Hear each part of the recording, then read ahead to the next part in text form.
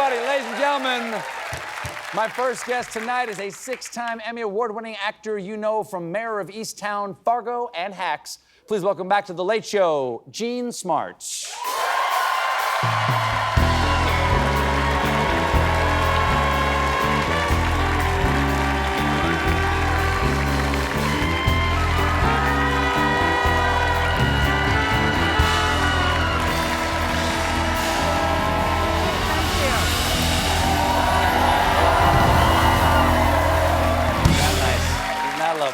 Thank you. Hi, nice to see you, Jean Smart. Thank you. Nice to be here. You know, I'm not the only fan out there. Since the last time you were on here, you won your 3rd Emmy for Hacks. Congratulations for that. But you got 6 Emmys at this point. Do you ever just sort of get blasé about that kind of accolade? No. No. You ready for another? Yeah. For another? That's right. That's nice, you know. Emmys are fun when you win. No, it is. I mean, it's always a compliment. It's always, you know, and it's from, you know, your peers. Exactly. And... Unless you lose, then it's not a compliment. No, it's... No, but getting nominated is the biggest honor, right? Yeah. I mean, we're all going to die, right? We're all going to die eventually. There you go. Okay, here's what I love. Here's what I love is that this season, Deborah is a late night host. And have you enjoyed that? Did you catch the bug? Well, yeah, because I got to do all the fun stuff without the hard stuff that I'm sure you have to put up with. Sure, I just show up right before the show. You know, the audience is paid to laugh at me, and exactly. You know, so. Same here. All these people get paid. They're all getting SAG minimum out there tonight. And cookbooks. And cookbooks, exactly. There was a memorable cameo this season with someone I admire so much. Carol Burnett, right there. Look at that, the legendary.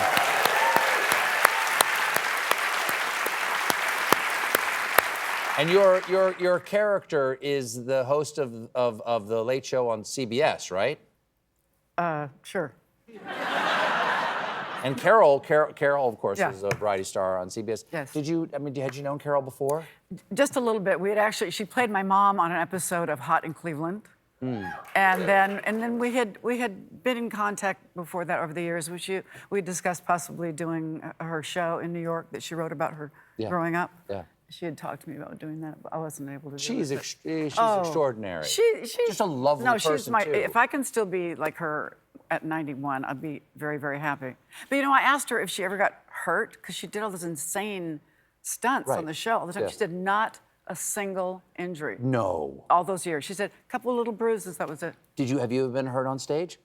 Oh, you don't want to know. It goes on and I do want to know, actually. Yeah, I know. That's why I asked. Like, anything major? Because I messed up my shoulder pretty bad a couple times. When I was doing Mayor of Easttown, I thought it would be funny because I'm sitting on a railing and the stairs go down to the front door and I'm spying on my daughter, Kate Winslet, and she's out on a date and and I thought it'd be funny if I almost fell. First 5 takes went great, and then... Then you actually fell? Over the railing, down the stairs, I got a concussion and I broke one of my ribs in half. But thank God I had on padding, otherwise I would have broken my hip. Please tell me they kept rolling. No, I didn't even get to see it. See, that's the problem. And Kate said, oh, God, it looked just like a stunt person. It was just... Okay, so season 5 has come up. Any guest stars you'd particularly like to have on, like Carol? Well, we sort of talked to Sir Elton about it, and he's interested. He'd be fantastic. And Harry Styles would be fun to have on the show. Sure. Elton, I'm sure he's watching. Or you. What? You could come on. Too late.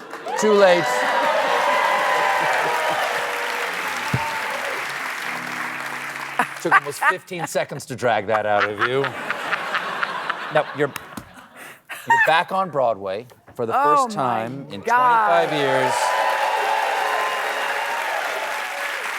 Call Me Izzy at Studio 54. What's Call Me Izzy about? It's about this woman who, she lives in a trailer park in Louisiana. She got married at age 17, and she kind of obsessively writes, and she has to hide it from her husband. Her writing. Mm-hmm. And it's 90 minutes, no intermission, essentially just you on stage. Yeah. And it's like memorizing a book. Yeah. Have you always been good? I mean, I assume that you haven't gone up on your lines or anything like that.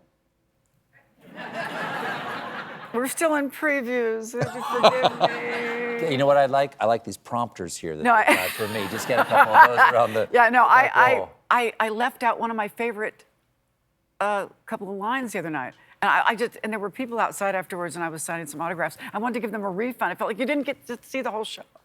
Wow. So I did a dramatic reading of it for my friends who missed it. Have you always been good at that?